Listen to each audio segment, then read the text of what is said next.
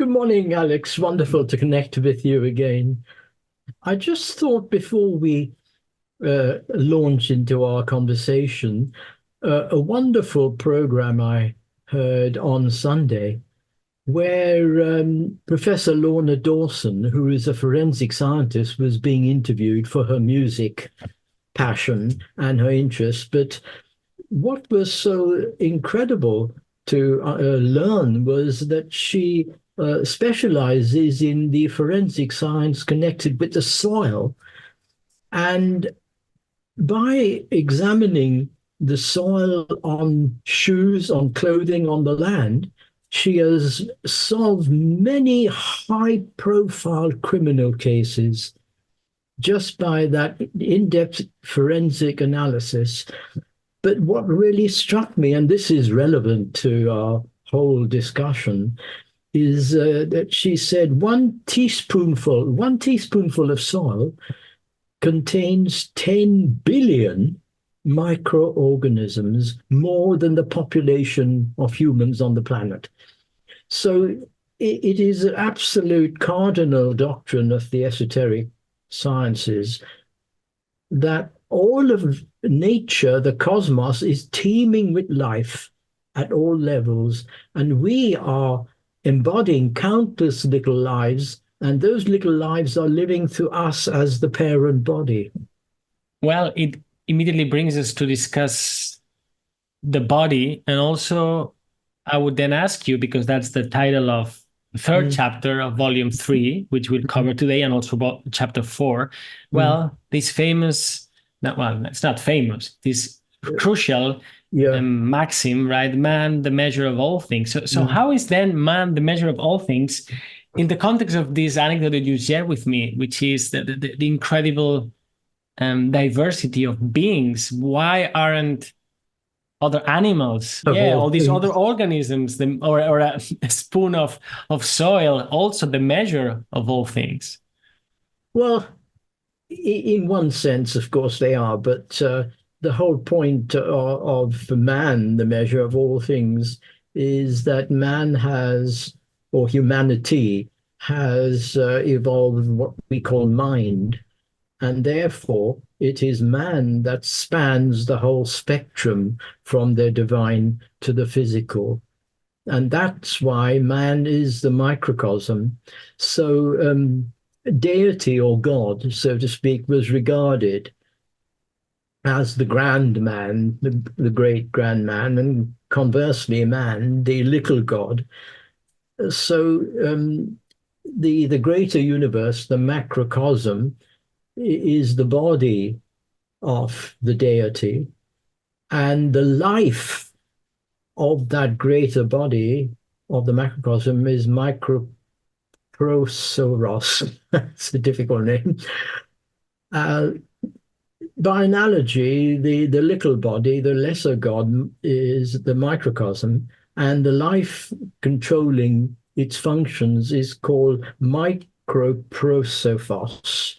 So, in that sense, all the ancients regarded man as the reflection and the projection of the divine because man spans the whole spectrum. Yeah. Whereas the little lives, the 10 billion little microorganisms in a teaspoonful of soil, are evolving entities that will attain the human state. And this is an incredible saying in beautifully put by Manly Hall, that grains of sand are in the process of becoming human. Now, you say this to someone, you think, what an idiot. How can a grain of sand be compared to a human? It's not saying that there is a, comparison in that sense. It means that the monad, the spiritual entity, working through the mineral kingdom, then the vegetable, will attain the status of humanity. So those little microorganisms will one day be the measure of all things. Yes, yes. And I got familiar to some of these when I was reading Alice Bailey many years ago, Yes. before I even knew Yeah. that there was such a such a thing called perennial philosophy and the insistence on the different kingdoms. Well, that perhaps derails us, but since we're here, let me ask you something that somehow appeared in some of our former conversations, but we never really get to discuss it. And maybe it's not the moment today either, but since you're alluding to this taxonomy of beings, and we're discussing the central role of man or of humanity, of mankind, what about other beings that are perhaps more spiritually advanced than we are? Oh, most certainly. Oh, that's a huge topic, and we'll explore that in the next one or two podcasts. But very briefly, the human state on Earth is by no means the terminus or the ending of evolution, far from it. And having exhausted is not the word, having attained the full fruition of humanity in this planet Earth, the next stage is very much the superhuman kingdoms, and they're known by a variety of names: archangels down in Christianity, of course, down Johans in the East.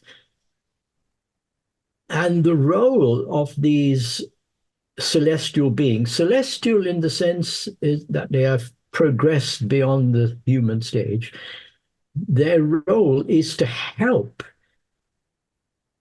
humanity to evolve to higher states of itself. So in terms of the Buddhist, central Buddhist teaching, they're known as Dharmakayas, Sambhogakayas, and Nirmanakayas. The Dharmakaya are the embodiment of the law, of the divine law.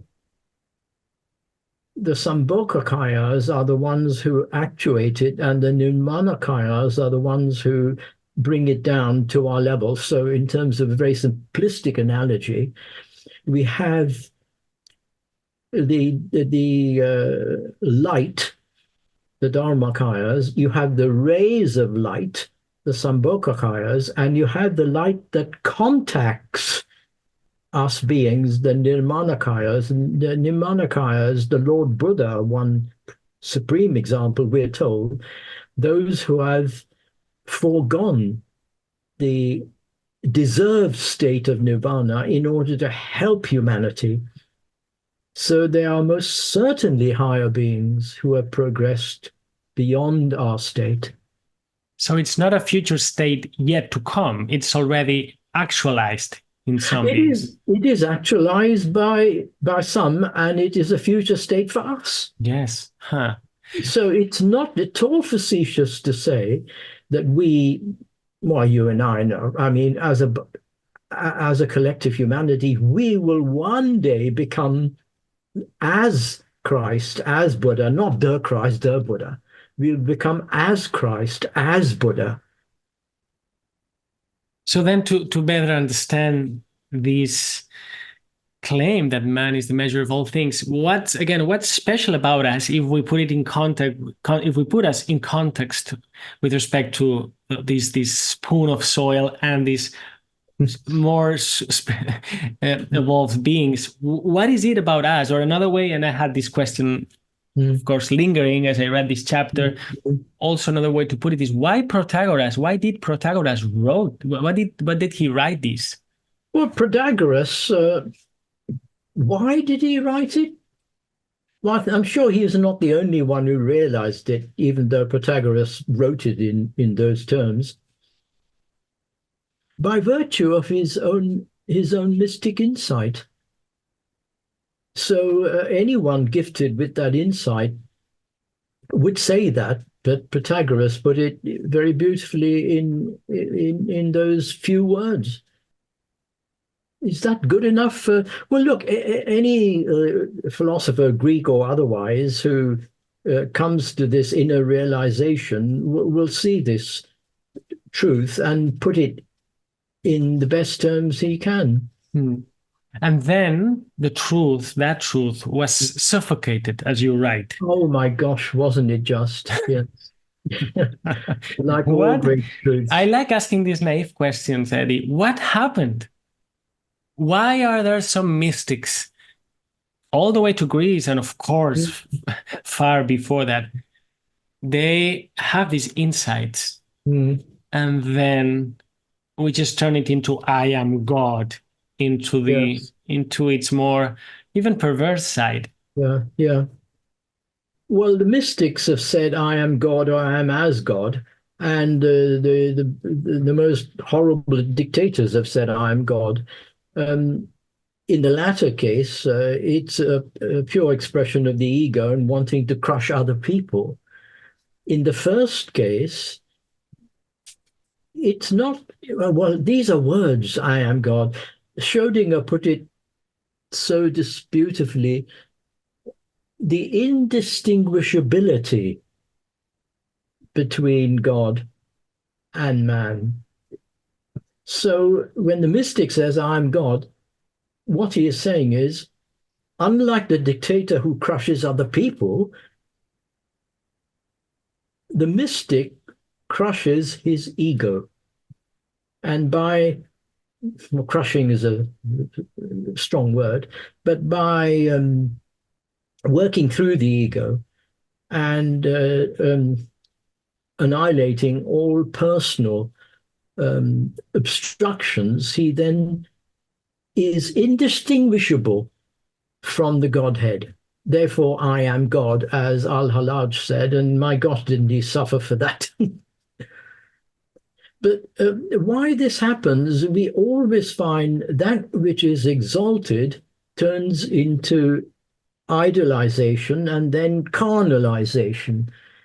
It just seems to be the way of the world that that which is most pure is also the most impure. And I again come to the example of human sexuality.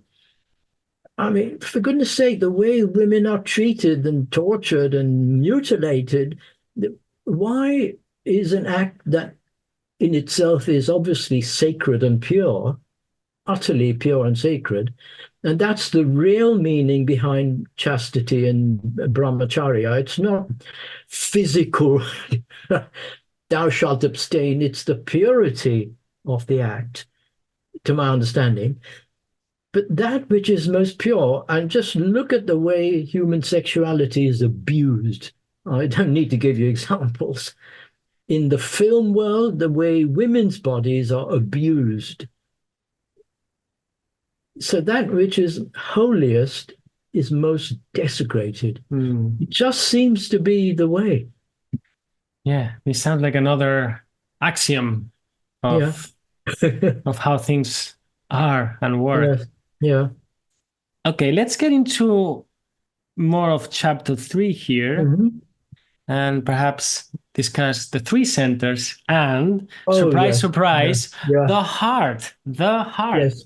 Yeah, that is so important, Alex. The heart is not just a pump. And the heart is the most spiritual and mysterious organ. The brain is, how did I put it? The brain is the organ of greatest physical dignity, but the generative center, the generative center, is the organ or the center of least physical dignity, but greatest physical importance, obviously, because that's how we procreate. And again, the wonderful mystic sayings, the from the alchemical saying, the Neoplatonists, I think Thomas Taylor um, used the analogy of sunlight, where the heart is the fountain of light. Fountain of light, lovely word. Fountain is only not just water; it's the source of it. So the fountain of light is the sun.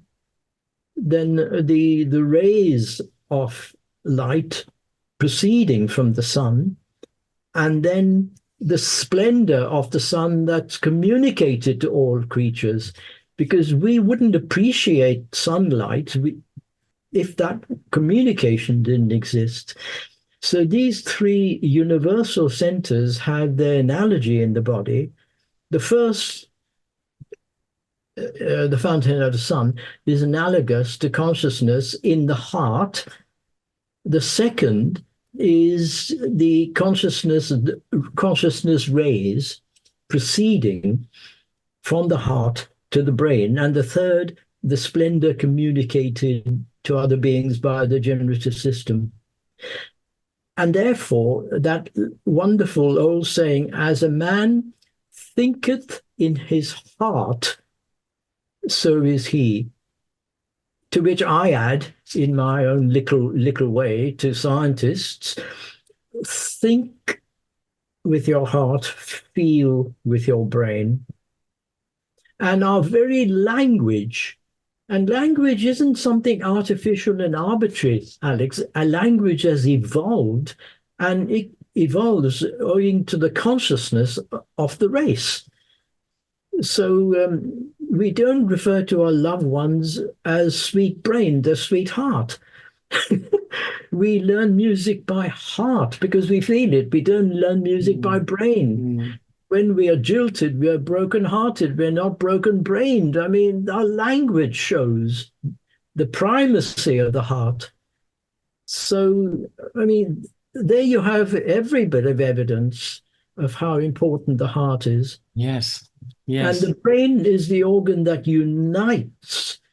It's the uniting organ, the invisible, so to speak, a message of the heart with the more tangible, and brings them into rational being. You include some facts about neurocardiology here. That's fascinating. That relates directly to what we're saying.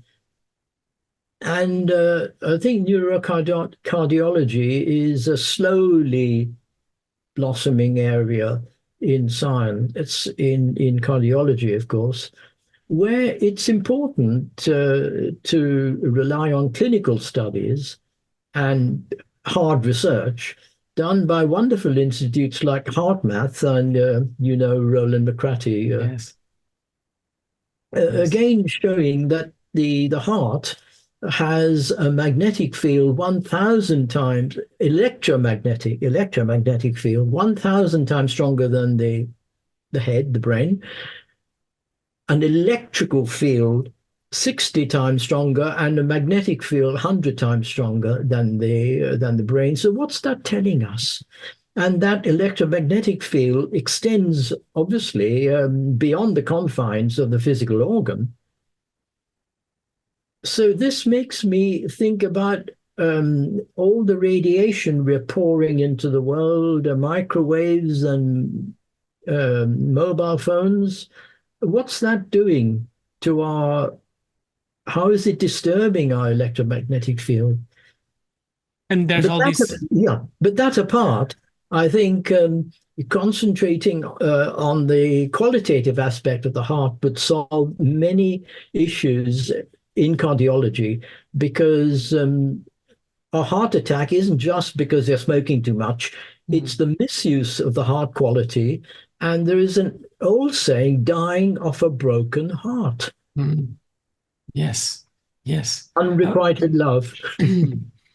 I was going to mention that there's all this conversation in the neurosciences and cognitive sciences today about the extended mind and extending the mind. And when speaking about the heart, at least electromagnetically, which is something that nobody could deny, right? Yes. The fields we generate are literally physically extended. Now, Now, if it is rather difficult, if not sometimes inconceivable, to think how the brain may generate, and we don't belong to the camp that thinks that brains generate or produce consciousness, right? Yes. But if it's hard enough to think about how the brain may be actually involved in it, well, I must confess, despite the great work at HeartMath and how much I appreciate and admire what they've done, and also all the esoteric teachings that I don't know and I'm learning with you, yes, the heart is not a pump. and it has many mysteries. One of them, by the way, by a fellow Catalan and Valencian friend of mine who knew somebody who dissected the heart and realized that it has this helicoidal shape. He was called Torrenguasp. It was again sidetracked by the orthodoxy. Anyhow, all of that included, how to even conceive that the heart has this job, this incredible responsibility within the human body. Yes. It is a miracle in our terms, of course, and a wonderful mystery. And I've been shown a very, very simplistic diagram showing the relation between the heart and the brain of how the centers in the heart are mirrored in the brain. In other words, so to speak, the brain does what the heart orders, if I can put it so simplistically. So another way of looking at it, another way is, that wonderful saying in the Bible, "In my Father's house are many mansions. If they were not so, I would have told you that." So in that mansion we call the human body, in that mansion, the brain is the door that opens out to the external environment, and we therefore need the open door to perceive things in the external world and the objective understanding of the world. But there are many internal private doors through which pass these memories and sensations, and the intensity and vitality of those sensations depends on the organic soundness of our internal being. And that is in relation to the heart. Yes. The heart sends these private messages out, and then the brain, so to speak, externalizes it out into the world. Otherwise, we just not communicate. No, I appreciate this, again, symbolic way of explaining or describing it, these inner doors. And by the way, you mentioned in this chapter too, these very puzzling facts, like when we speak about anomalous cognition and edges of consciousness. Well, here we have some of those when it comes to the heart, and has to do with heart transplants and memories and habits. Yes.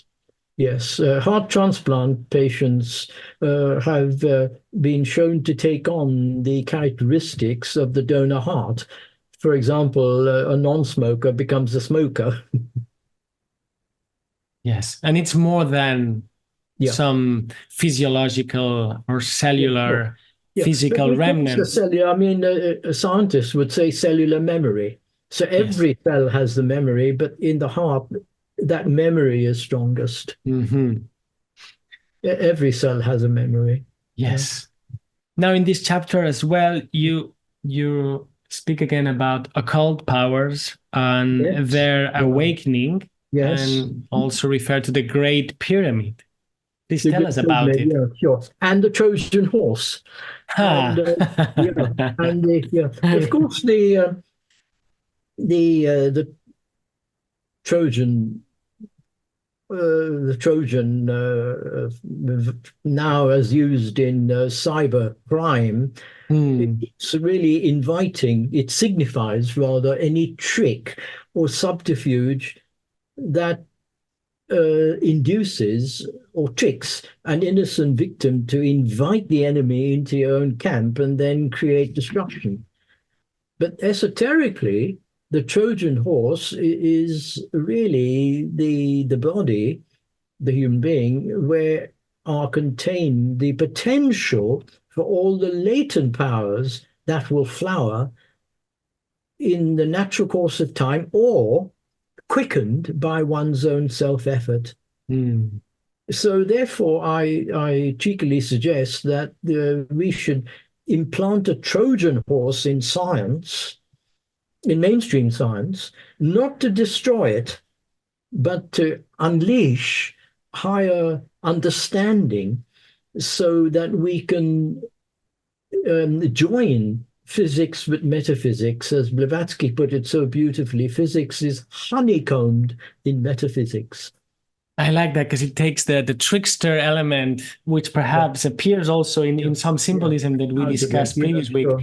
and Mm, gives it a serving role into mm, this unfolding of consciousness. And yeah. if we weren't recording, I would share with you some recent conversations I've had with a few scientists that have confessed to me that they Mm, also work in this Trojan horse manner, just with mm, their own strategies, mm, mm. as a way to unleash Yeah, all the creativity that could take place in science. yeah. But so it begs some strategy as well. It does. And of course, the whole story of the Trojan War is deeply symbolical, of course. Helene, the daughter of the Greek emperor, signifies the spiritual soul, abducted by Paris, the son of King Priam, the human soul, and only a great war can rescue. So one sees again an analogy with the Cretan Yes, story of slaying the Minotaur. All of these yes, analogies come yes. together. But you mentioned the pyramid. Now you could bury the whole pyramid in a ton of all the books and writings about the pyramid.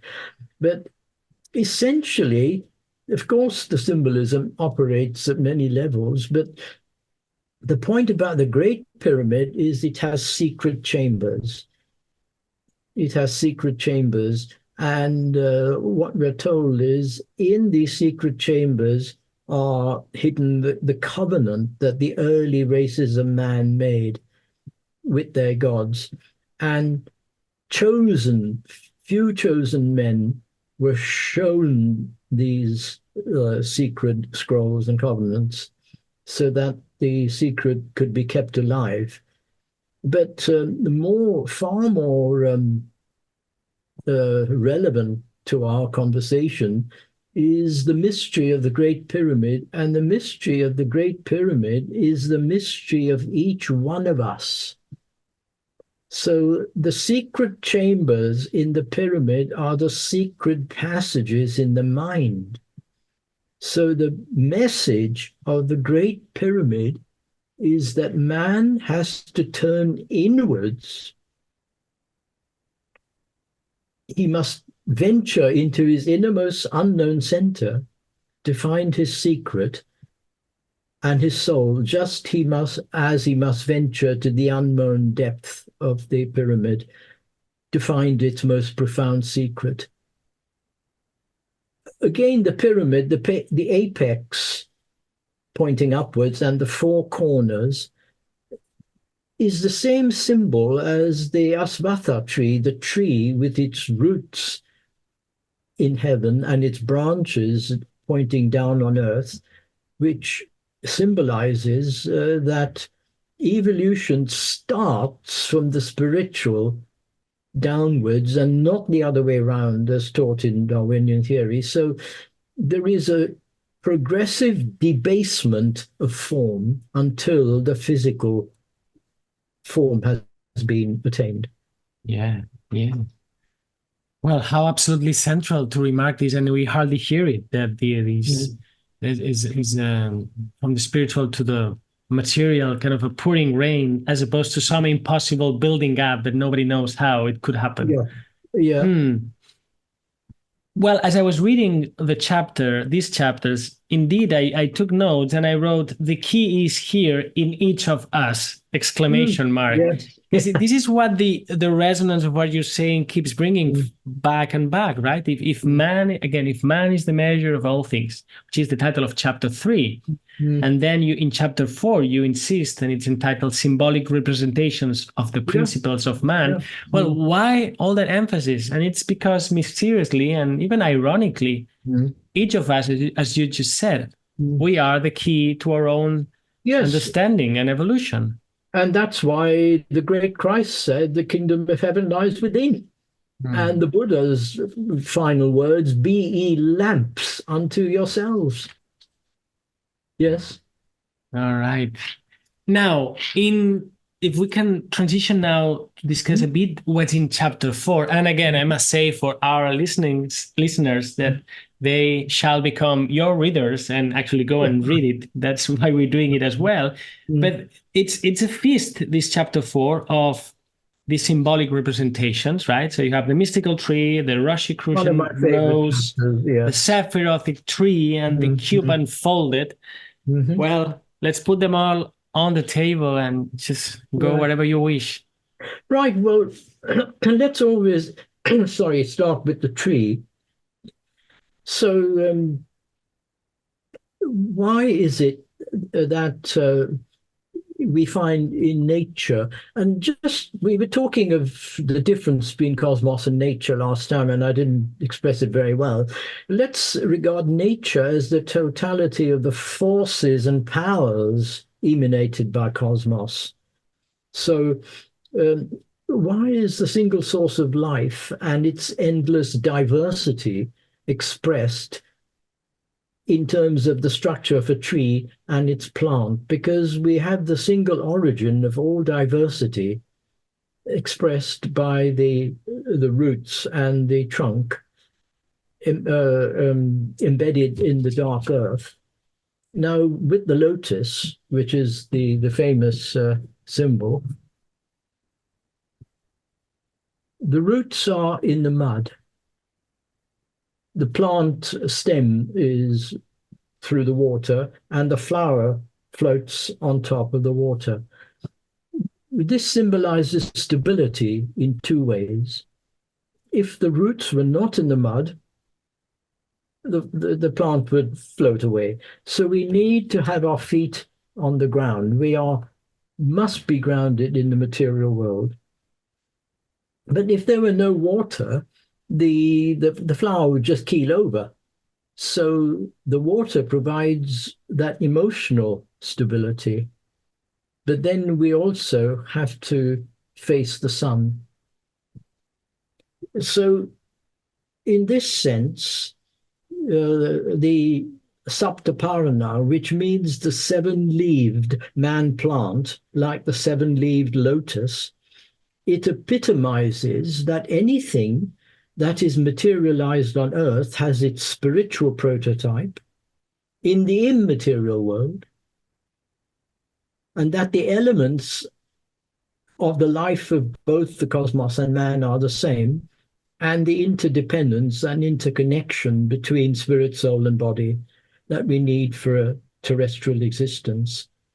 So the seven leaves of the lotus, the Saptaparana, Sapta, seven, Parana, plant, the seven-leaved plant is our subtle bodies from Atma. Atma is not a body as such, but Atma to the physical body. Fascinating. And even going back to the roots, as you were mentioning the mud. Well, the mud, at least in me, evokes... we come back to mud, mud and soil. Yes, we come back to that and to that nourishing source, although one wouldn't think it is, but it is. And also mud involves some sort of struggle. And so when one sees those flowerings up there at the surface, which is sometimes what can be shown, well, one must remember that deeper down, there's a lot of nourishment and a lot of struggle. Yes, absolutely. There is a lot of struggle. And the way we are depleting our soul is just shameful and pathetic. And we don't know, little do we know what we are doing to the physical root of our existence. And now I recall, since you've accepted our invitation to come to the Pari Center this June to discuss about consciousness for real. Well, another of our invited speakers is Vandana Shiva. Yes. And she's an activist, among other things, for the physical soil and also probably too the spiritual soil of... Most certainly, Àlex, and I've heard her speak on a couple of occasions, and her work is wonderful. And Satish Kumar, when he talks, he always emphasizes that man, the word human, humus, is dirt, soil. Yes. Should we talk about another of those Hmm. symbolic, Yeah. like the tree, of course, the Sephir, and you could talk, I suppose, for hours because it's Hmm. endless. By the way, I just got in contact with I would say a truly wise man Hmm. that whose life work is about the Kabbalah and the Yes. Jewish mysticism, That's and so absolutely wonderful. The yeah, Kabbalah. Yes, yes. yes. So what's The in this tree for us? in the Kabbalah, it symbolizes the whole unfolding from the unmanifest to the manifest. And the Kabbalah talks of the Sephiroth, or Sephirah is the singular, and those are, so to speak, the particular manifestations of the divine power. So if we just start at the top of the tree, so to speak, there's Ein Sof, and Ein Sof Ur. And Ein is a deity in repose. It's the negative aspect. Ein Sof is deity awakened and emanating. And Ein Sof Ur is the boundless light that ensues from that awakened deity.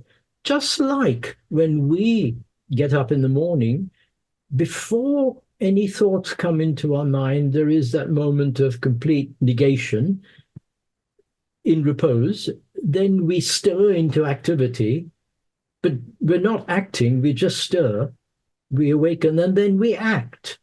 So if we do that, the deity is entitled to do that. And the boundless light is then concentrated on in the top Sephirah, the known as Kether, and all the other Sephirah are subsets of this primal Sephirah, Kether. So we have the left pillar, the pillar of mercy, the Sephirah on that side, the right, sorry, the pillar of judgment, the pillar of mercy, and the central pillar. So each Sephirah has a correspondence with a particular plane of nature and a particular organ of the human body. So you can say man is the measure of all things. God created man in his own image as Mhm. well. But God couldn't create man in his own image any more than the image of an architect can translate into a house without the help of hierarchies of agents that um, enact the divine law and the divine vision. Something that I find remarkable about the Sephiras, and Mm, in particular, but also all these symbolisms we're touching upon, as we mm, said in our previous recording, is that mm. they're somewhat unfathomable, meaning you can use the Kabbalah as a, if you wish, a psychological system, but you Yes, can use it as a metaphysical system and you can yes. use it as an esoteric system. I mean, there's as much in it as one is able to pull out. That's the beauty of a symbol. You can Yes, take it at any level. And the yes. tree of life is mirrored at all levels. It's not just one thing there, it's mirrored at all levels. Hmm.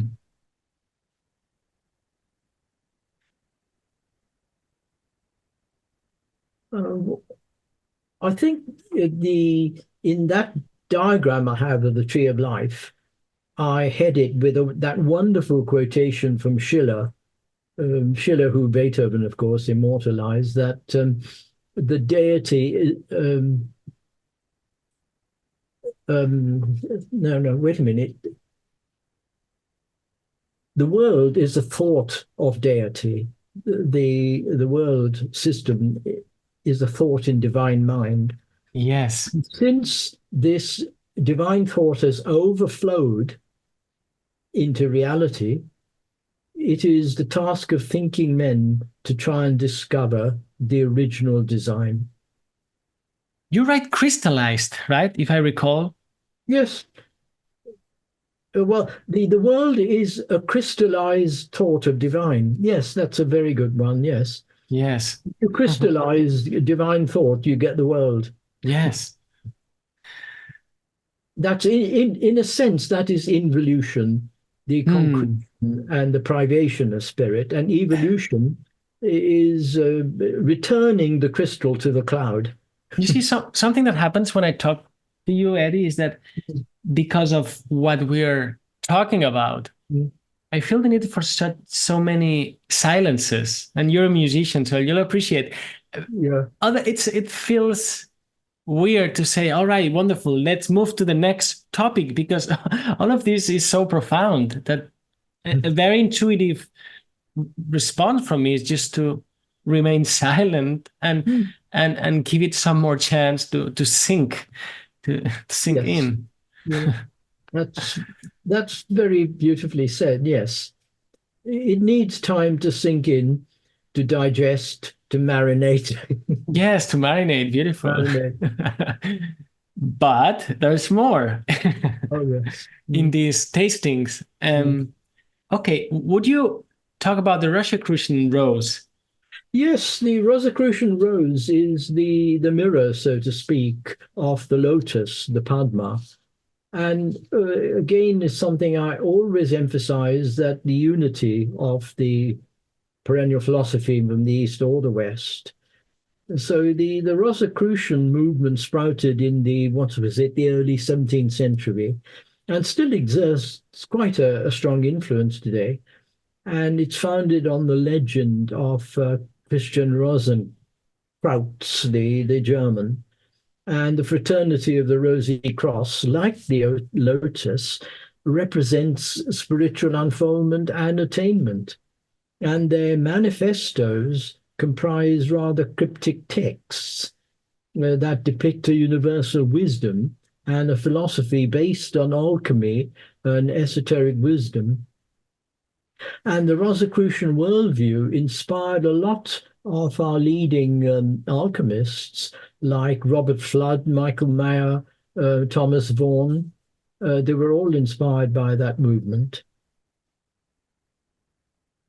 The Rosicrucian doctrines, like all the esoteric doctrines, have got to be treated carefully, because one of the warnings that Blavatsky gives us, and others, of course, is that even taking an intellectual interest in these things will stir up forces in the mind, which, if you can't handle them, would not be for your good.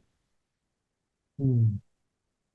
I've heard about these with respect to the snake or the serpent. Yes, yes. Yes. Mm. Hmm. We also have this saying, which is you're playing with fire, but in another sense, because this can burn one. Yes, absolutely. Playing with fire is a very, very good saying. And I would always say to anyone,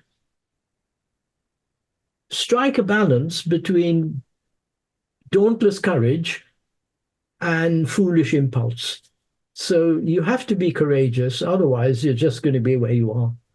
But Hmm. only you and your experience and your suffering can tell you when your courage becomes foolhardiness Hmm. and you Hmm. are treading where angels fear to tread. Hmm. Hmm. Yes, an important reminder that what we're discussing is not, once more, it's not just some content, interesting content. Mm. Yeah, It's it's very ma- potent. Mm. yes, it's potent. Mm. Hmm. The Rosicrucian rose and the Rosicrucian movement, I think one of the greatest exponents was Francis Bacon. And I think his, was it, I think 1657 book on Henry VII had a picture of Francis Bacon with Rosicrucian roses as shoe buckles. And his great wisdom, in my understanding, is because of his contact with the Rosicrucian movement. And as you probably know, I belong to the Francis Bacon Society, and I cannot accept that Shakespeare wrote Shakespeare. I think the real author was Bacon. As a just interesting aside, a rose, a rose is a rose by any name. You can call it a daisy or a daffodil. The perfume is still a rose. But why do I insist that Francis Bacon wrote the Shakespeare plays? Because the Shakespeare plays are saturated with esoteric and occult wisdom. Now, how could a playwright from Stratford-on-Avon have access to all of that? How would he know the ways of the kings and queens? How would he know, as that most powerful play, Macbeth, that the powers of evil, what's that wonderful saying in "It is strange how the powers of evil win us with honest trifles, then to sink us in deepest consequence." So it's always the way of evil powers to win your confidence for little trifles, and then when you've gained the confidence, drop you in it. It's full of the wisdom, and that's the Rosicrucian esoteric wisdom and the esoteric wisdom. So it had to come from a high source, which is why I would argue that Francis Bacon was the real author. Hamlet, I mean, King Lear, all of those wonderful plays convey an esoteric message. And I wonder, probably the answer is yes. Do these continue today? I mean, you're in a way an exponent, right? Or representative, or I don't know how to call you. But this sounds naively as well as part of the past. Stories and histories of orders and movement and secret. But is this still going on today as we speak?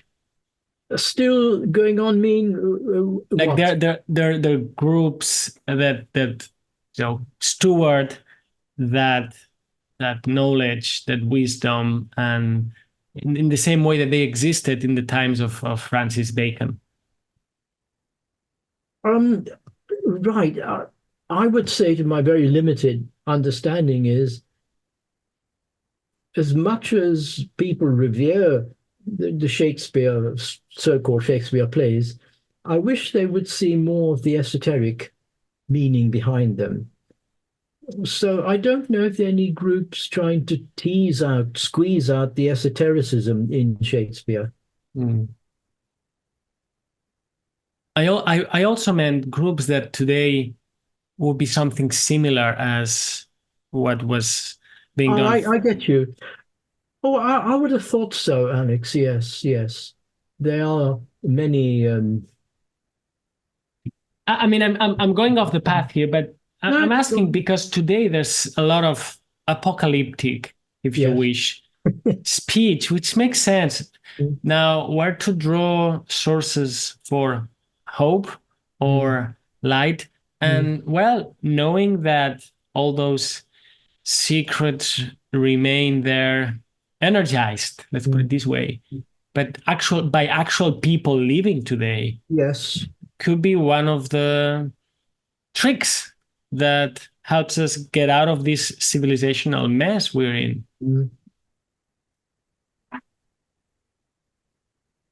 Well, I would like to think so, but I couldn't readily name any in an obvious way.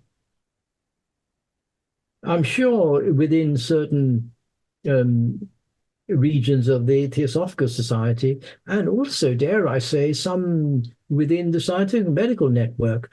But I wouldn't say they are official groups. I mean, I'm sure the groups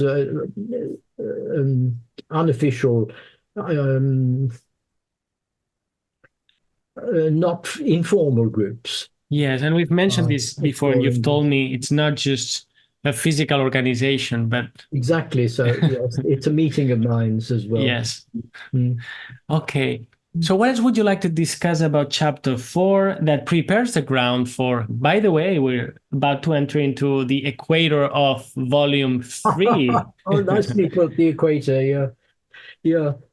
Well, this again prepares the ground for the Hermetic axiom, Yes. which is the next chapter, where we are told that understand the formula before you sum the series. In other words, understand the basic principle behind things before you see how it pans out and works out in all the kingdoms of nature. Yes. Yes. And here, once again, the two approaches, right? Because one could say, Yeah. well, let me mess with it first and then, or no, let's try to grasp it first and then. Yeah. Yes, grasp the universals first and then see the details. That's how the ancient world was built in a way. And Yes. but then we changed the strategy. The meta strategy was more like forget about what's up there. We'll toy with with which is down here, and then we'll Yeah. try to make sense. But perhaps it's time to unite both. Unite the two approaches, yes. Yes, Mm. yes, And the chapter after that, cosmogenesis, the coming into being of cosmos, again, it's as complex as you wish to make it. But it really is showing that this sevenfold principle we find is behind the coming into being of any entity. And as we explained in no uncertain terms earlier, the sevenfold is anything but arbitrary because it's based on mathematics. The sevenfold is the three, the primary, unfolded into the four, which makes 4 and 3 7. yes. It occurs to me, Eddie, in wrapping up, maybe would to invite you to address like the presidential debates in the end at the end to address your readers and listeners and viewers here as to well where we are and well what would you like to tell them to those of us who are listening. What I'd like to tell them, my goodness, I would say always keep your vision broad. Don't get fixated on any one teaching, one system, one this or one that. Naturally, we are drawn to one teacher, one person, one book, but don't make it the be all and end all. It doesn't mean you're a jack of all trades, dipping in. I would say what I've constantly tried to show that all these diverse streams can be taken back to their emanating source. So I would say read widely and broadly. Always recognize the power of science and how it can help the perennial philosophy, the occult sciences, and also the only limits that exist, the limits you put on yourself. So that wonderful legendary aphorism in Light on the Path that the soul of man is a thing whose splendor and glory is without limits. But also bear in mind that each man is his own lawgiver, the giver of glory and gloom to himself. Each man over many incarnations, I would say.